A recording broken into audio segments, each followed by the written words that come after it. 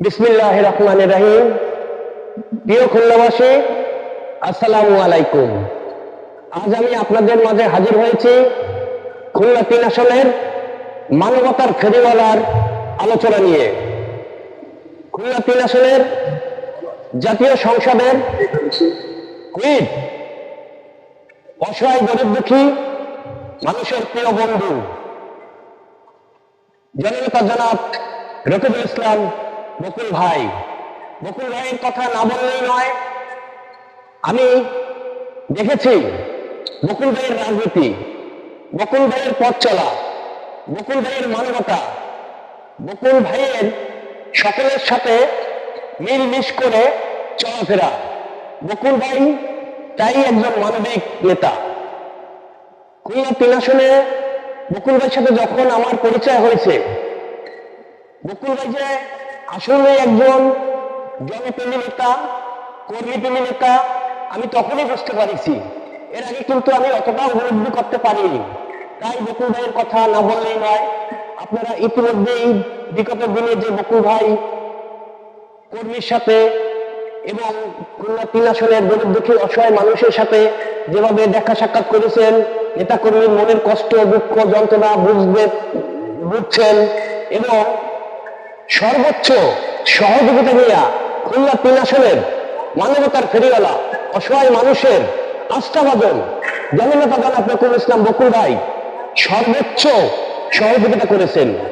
এবং আমি দেখেছি বিগত দিনে বকুল ভাই যারা অসুস্থ ছিল, অবহেলিত অসুস্থ মানুষকে সে তার সর্বোচ্চ অর্থ দিয়ে সহযোগিতা করে তাদেরকে ট্রিটমেন্ট করে হসপিটাল থেকে সুস্থ হয়ে ঘরে ফিরে এনেছেন জননেতা জনাব রকিবুল ইসলাম বকুল ভাই। তাই বকুল ভাইয়ের কথা না বললেই নয়। আজ আমি আরো একটি আলোচনা করব। বকুল ভাইয়ের সাথে আমি নির্বাচনে কাজ করেছি, সবসময় তার মিছিল মিটিংয়ে আমি থেকেছি, তার সাথে খুব কাছ থেকে বসেছি।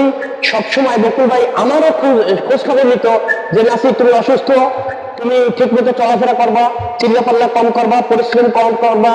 এটাই হচ্ছে নেতার ভালোবাসা, এটাই হচ্ছে নেতার নীতি। এই নেতার তো এরকমই নীতি থাকার দরকার। নেতা কর্মীর সবসময় খোঁজ খবর রাখবে, গরিব দুঃখী অসহায় মানুষের খোঁজ খবর রাখবে। তাই হচ্ছে সে প্রতিনিধি, তাই হচ্ছে সে নেতা। যে নেতা কর্মীর কষ্ট বুঝলো না, কর্মীর দুঃখ বুঝলো না, অসহায় মানুষের পাশে দাঁড়ালো না, সে কিসের নেতা?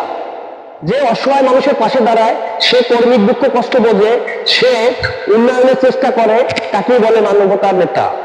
আমি আজ আপনাদের সামনে শুধু বকুল ভাইয়ের যে নীতিগুলো নিয়ে আপনাদের মাঝে আলোচনা করতে যাচ্ছি।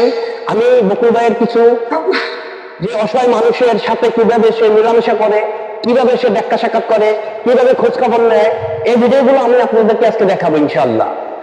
তাই জননেতা জনাব রকিবুল ইসলাম বকুল ভাই যেন খুলনা ৩ আসনকে, ৩ আসনের মানুষকে সর্বোচ্চ সহযোগিতা করতে পারে, উন্নয়ন করতে পারেন। বকুল ভাই আরো বলছেন খুলনা ৩ আসনের মৃত শিল্প অঞ্চলগুলোকে জীবিত করার জন্য। তাই আমরা সবসময় জননেতা জনাব রকিবুল ইসলাম বকুল ভাইয়ের জন্য দোয়া করব, তার পাশে থাকবো, সার্বিক সহযোগিতা নিয়ে তার পাশে থাকবো ইনশাল্লাহ। অবশ্যই খুলনা ৩ আসন এগিয়ে যাবে উন্নয়নে, এগিয়ে যাবে অসহায় মানুষ, এগিয়ে যাবে এই দেশ, এগিয়ে যাবে খুলনা মহানগর বিএনপি।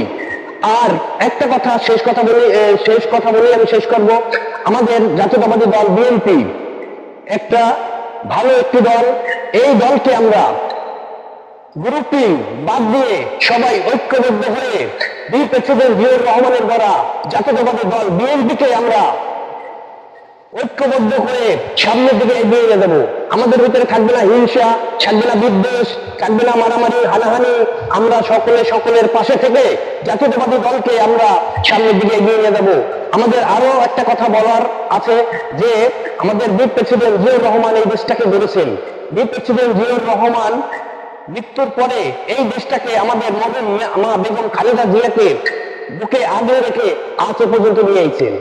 এই দল সাধারণ দল না, এই দল বিদেশের কোন চক্রের কথা শোনার দল না, এই দল দেশপ্রেমিক দল, এই দেশের জনগণের প্রতিনিধি দল। এই দেশটাকে আমরা কখনো ক্ষুণ্ণ হতে দেব না, এই দেশটাকে, এই দলটাকে কেউ যদি বাইরের কোনো চক্র, দেশের কোনো চক্র ষড়যন্ত্র করে এই দেশটা, এই দলের বদনাম করতে চায়, তা আমরা কখনোই হতে দেবো না। তাই আমাদের খুলনা মহানগর বিএনপিকে ঐক্যবদ্ধ হয়ে এই দলটাকে যেন সুনাম কেউ নষ্ট না করে, সেই চিন্তা ভাবনা নিয়ে আমরা সামনের দিকে এগিয়ে নিয়ে যাবো এবং জননেতা জনাব রকিবুল ইসলাম বকুল ভাইয়ের পাশে সর্বক্ষণ আমরা থাকবো ইনশাল্লাহ। আজ পর্যন্তই, পরবর্তী ভিডিও নিয়ে আপনাদের মাঝে হাজির হবো ইনশাল্লাহ।